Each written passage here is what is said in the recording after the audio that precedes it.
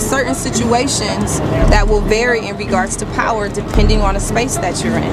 But when we're talking about institutions, white people having powers in regards to institutions, systems, that's what we're talking about in terms of racially who has that control. For instance, who is on your school boards? The white men. Who makes the decisions about your schools? White men. Is there, well, and you have an intersection there. You're not just saying white, you're saying men too, and that's a whole nother layer.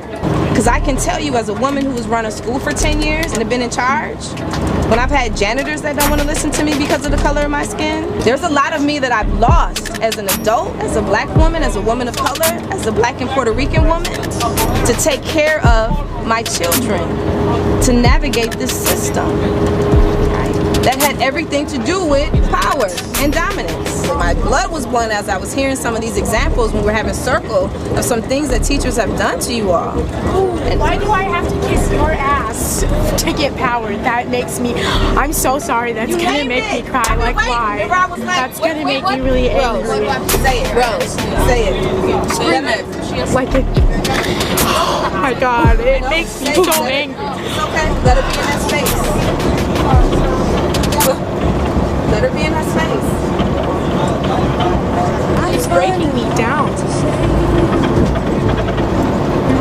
When I challenge you, you have the authority to throw me out of your room. Why? Why is that? But when you want to challenge me, I have to sit there and accept it. Or get sent to the office. Or get sent to the office. I don't feel that at all whatsoever. Like you can't fail, but I can. It's not your responsibility to create a classroom environment that's safe for you to speak your truth, or that you have to continue to challenge instead of being in a space where you should be given the information. Because last time I checked, your name's not on payroll. And it's hard because in high school you're trying to figure out your identity and where you're gonna go in life, and if you can't even like express who you are in class, where are you supposed to like find your identity, you know? Your responsibility is to go to school and be taught by people who are connected to who you are as a human being, who are connected to you racially in that racialized experience, who are connected to you in regards to your gender, who are connected to you and are helping to make those connections and keeping you safe in class. And that's also the difference in understanding who you are. Because when you know who you are, I don't care if you're in an all-white setting or all-black setting, a setting with a whole bunch of poor people, a whole bunch of rich people, you're going to stand and do what you need to do because you know yourself. I don't know who I can talk to about it because all the counselors are white and the teachers are white and my mom is white, and I just have no one around that probably understand what I'm feeling. And there's people that can try to comfort me, but it doesn't help because they still don't understand where I'm coming from. Growing up without having part of who I am with me, my dad, it's like hard to talk about stuff.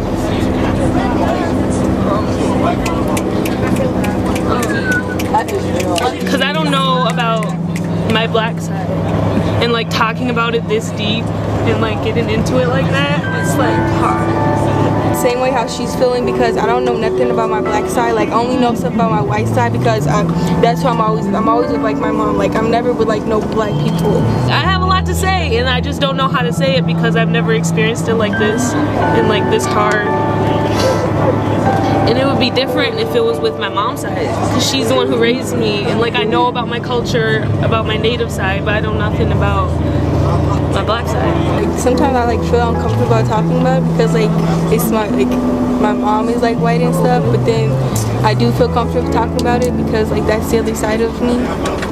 Sometimes I feel guilty because my father, he lives in good walking distance from where I live, but it's like we don't hang out at all, and it's like there's such a drift between me and him that like I can't sit in a space with him, and like he doesn't really try to sit in a space with me either. Okay, so like I don't want to single anybody out, but like can I just get like a show of hands of missing dads in their life?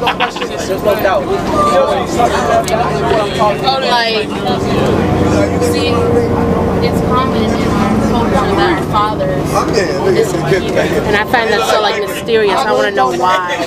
I heard you all give very, very sincere stories about and examples of microaggressions in your classrooms that have caused you to just not want to engage, not want to try. Think about the history that you've been learning about black men and their hopelessness. We go from black men having their wives raped in front of them, okay? Children taken from them, their wives having multiple babies by slave masters, and you still happen to be husband, caretaker. You're being stripped naked and being castrated.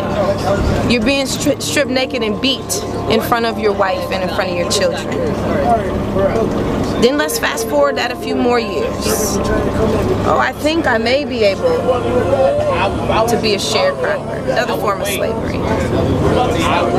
But now I've got other forces that are keeping me in fear of being able to be a man and take care of my family.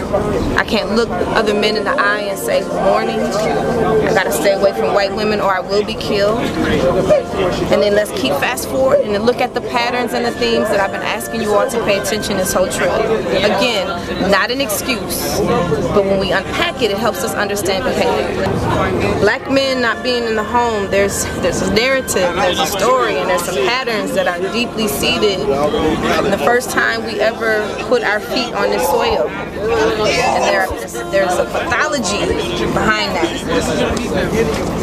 There's a pathology behind that we have to really be aware of and think about. I'm not making excuses, because men need to stand up for their responsibilities, period, bottom line. I don't care how hard it is, but I also understand, or should I say, and I also understand that there's some systems and things that are at play, are navigating in ways that are getting in the way of us being able to have the kind of families that we need to have.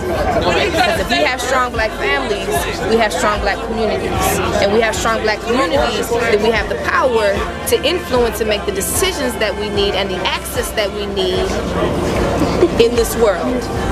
Okay? Right? Praise the Lord. But there's layers to that. That just made me so freaking happy. There's layers.